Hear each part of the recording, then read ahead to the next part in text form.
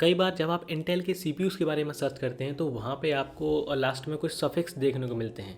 कई बार वहाँ पे के लिखा हुआ होता है, कई बार एफ लिखा आता है, कई बार वहाँ पे के और एफ दोनों एक साथ मिल जाते हैं और उसके अलावा बाकी बहुत सारे सफिक्स हैं। तो आज हम बात करेंगे के, एफ और ए दोनों एक साथ आए तो इन तीनों का क्या मतलब है और तीनों में से कौन ज़्यादा वैल्यू फॉर मनी प्रोवाइड करता है आपको, कौन सा गेमिंग के लिए बेस्ट है, किस में आप XMP भी इनेबल कर सकते हैं, कौन सा ज़्यादा परफॉर्मेंस देगा और कौन सा आपके लिए सबसे बेस्ट रहेगा। तो सबसे पहले अगर हम बात करें के की, तो जिन CPU के लास्ट में के लिखा मिलता है इसका मतलब है कि वो एक अनलॉक्ड प्रोसेसर है, उसे आप ओवरक्लॉक कर सकते हैं। ओवरक्लॉक का मतलब मैंने बहुत बार बताया वीडियो में कि एक्स्ट्रा परफॉर्मेंस निकालना CPU से, यानी कि जितने कंपनी ने लिमिट सेट करके दी है आप उससे एक्स्ट्रा परफॉर्मेंस जब निकालते हैं तो उसे कहते हैं ओवरक्लॉकिंग करना।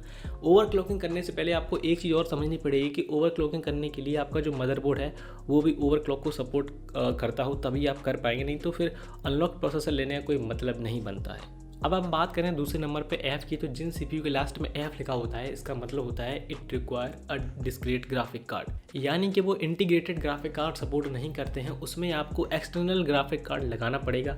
और जिन मॉडल नंबर में एफ नहीं लिखा होता है इसका मतलब है कि जो उनकी CPU की चिप होती है उसके अंदर एक GPU भी इनबिल्ट होता है, यानी कि उसमें इंटीग्रेटेड ग्राफिक कार्ड लगे होते हैं, आपको एक्सटर्नल ग्राफिक कार्ड लगाने की कोई ज़रूरत नहीं है। लेकिन जिन CPU के लास्ट में एफ प्रेजेंट होता है इसका मतलब है कि वो इंटीग्रेटेड ग्राफिक कार्ड सपोर्ट नहीं करता है, यानी कि उसके अंदर ग्राफिक कार्ड इनबिल्ट नहीं है, आपको ग्राफिक कार्ड बाहर से लगाने पड़ेंगे। और कई बार जब आपको के और एफ दोनों एक साथ मिलते हैं तो के का मतलब तो मैंने बता ही दिया कि वो प्रोसेसर अनलॉक्ड है, और एफ का मतलब भी मैंने बता दिया कि उसमें इंटीग्रेटेड ग्राफिक कार्ड नहीं सपोर्ट करते हैं, एक्सटर्नल ग्राफिक कार्ड लगाने पड़ेंगे। तो अभी जो भी चीज़ मैंने बताई वो जल्दी से हम समझ लेते हैं 3 एग्जाम्पल के जरिए से। अगर मैं बताऊँ, सबसे पहले हम लेते हैं इंटेल का i9-13900K प्रोसेसर। अब ये प्रोसेसर जैसे कि इसमें के लगा हुआ है तो ये अनलॉक्ड है, और जैसे कि इसमें एफ नहीं है तो इसमें हम इंटीग्रेटेड ग्राफिक कार्ड भी यूज़ कर सकते हैं जो भी लगे हुए हैं। तो यहाँ पे दोनों चीज़ को ये सपोर्ट करता है, अनलॉक भी है और इंटीग्रेटेड ग्राफिक कार्ड भी इसमें है। अगर हम दूसरे नंबर पर बात करें i9 के 13900KF की, तो यहाँ पे जैसे कि के प्रेजेंट है तो इसमें ये प्रोसेसर अनलॉक तो है ही है, और इसमें जब एफ प्रेजेंट है तो हमें इसमें बाहर से ग्राफिक कार्ड लगाने पड़ेंगे, इंटीग्रेटेड ग्राफिक कार्ड सपोर्ट ये नहीं करता है। अगर हम बात करें तीसरे एग्जाम्पल की, तो यहाँ पे हम लेते हैं i9 का 12900F। अब जिसमें से यहाँ पे कोई भी के नहीं लगा है तो इसका मतलब है कि ये प्रोसेसर ओवरक्लॉक नहीं हो सकता, और जैसे कि यहाँ पे एफ लगा हुआ है इसका मतलब है कि बाहर से हमें कार्ड लगाने पड़ेंगे, इंटीग्रेटेड ग्राफिक कार्ड इसमें नहीं है। तो यहाँ पे ये दोनों चीज़ों को सपोर्ट नहीं करता है। आप जो भी मैंने बताया ये आप समझ सकते हैं, यहाँ पे आपको सामने एक चार्ट दिख रही होगी।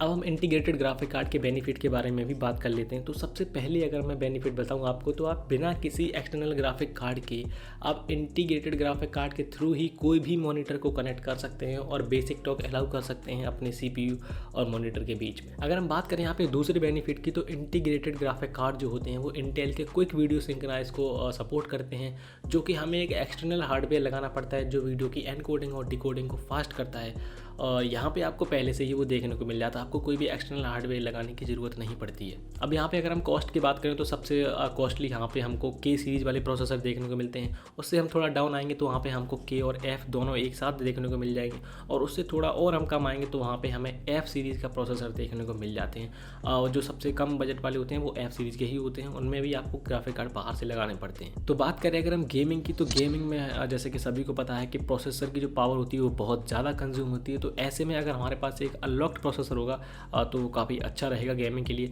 तो यहाँ पे गेमिंग में अगर हम बात करें के और के एफ के बीच में, क्योंकि एफ को तो हम लेंगे ही नहीं क्योंकि वो ओवरक्लॉक नहीं हो सकता, तो अगर हम के और के एफ की बात करें तो देखो के को जब हम ओवरक्लॉक करेंगे और उसमें इंटीग्रेटेड ग्राफिक कार्ड भी हैं, और दूसरी साइड अगर हम एक के एफ का प्रोसेसर लेंगे तो उसमें ओवरक्लॉक तो है ही है वो प्रोसेसर, और जब उसमें इंटीग्रेटेड ग्राफिक कार्ड हम लगाएंगे सेम उतनी ही क्वांटिटी का जितनी क्वांटिटी का इंटीग्रेटेड ग्राफिक कार्ड है, तो वहाँ पे हमें कोई भी परफॉर्मेंस में लैग देखने को नहीं मिलेगी। जैसे कि मैं आपको बताऊं सरल भाषा में, एक प्रोसेसर है जिसकी लास्ट में के है ओनली, वहाँ पे अगर 4 GB ग्राफिक कार्ड है इंटरनल, और एक प्रोसेसर ऐसा है जहाँ पे ओवरक्लॉक तो है ही है लेकिन हम 4 GB जब एक्सटर्नल वहाँ पे लगाएंगे तो वहाँ पे परफॉर्मेंस हमको बराबर देखने को मिलेगी। ऐसे में के और के एफ आप कोई सा भी ले सकते हैं। अगर आपके पास पहले से ग्राफिक कार्ड है, GPU है, तो आप वहाँ पे के एफ लें। अगर आपके पास कोई भी ग्राफिक कार्ड नहीं है, आप थोड़ा सोच रहे हैं कि आप प्रोसेसर में ही एडजस्ट कर लें सब कुछ, तो आपको के सीरीज़ का प्रोसेसर लेना चाहिए। अब जैसे कि मैं बता चुका हूँ कि इंटीग्रेटेड ग्राफिक कार्ड में आपको एक एक्स्ट्रा बेनिफिट देखने को मिलता है कि वहाँ पे क्विक वीडियो सिंक्राइजिंग को वो सपोर्ट करता है, जो कि वीडियो की एनकोडिंग और डिकोडिंग काफ़ी अच्छी तरीके से काफ़ी जल्दी कर लेता है। और वैसे कि जो आप इंटीग्रेटेड ग्राफिक कार्ड लगाएंगे वो भी काफ़ी अच्छी तरीके से वीडियो की एनकोडिंग डिकोडिंग कर लेते हैं, और ज़्यादातर गेम में आपको वीडियो की एनकोडिंग डिकोडिंग की ज़रूरत होती ही नहीं है। और जो आप इंटीग्रेटेड ग्राफिक कार्ड लगाएंगे बाहर से, वो भी काम काफ़ी अच्छी तरीके से कर देते हैं। तो मेरे ख्याल से यहाँ पे भी कोई इतना ज़्यादा बड़ा फ़र्क नहीं देखने को मिलेगा वीडियो सिंक्रोनाइजिंग को लेके। अब हो सकता है आपके माइंड में एक और डाउट आ रहा हो कि क्या हम XMP को ऑन कर सकते हैं एक विदाउट अनलॉक्ड प्रोसेसर में। तो जी हाँ, आप XMP को इनेबल कर सकते हैं विदाउट अनलॉक प्रोसेसर में, बशर्ते ये है कि वहाँ पे आपका जो मदरबोर्ड की पावर सप्लाई है वो भी काफ़ी अच्छी होनी चाहिए।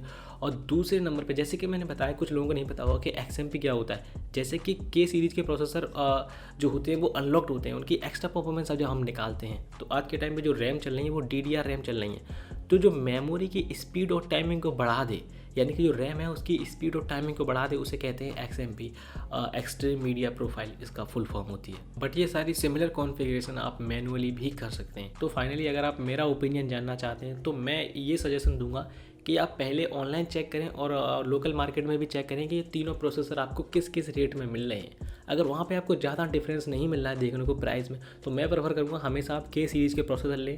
अगर उससे थोड़ा बजट आपका कम है तो आप KF सीरीज़ के लें।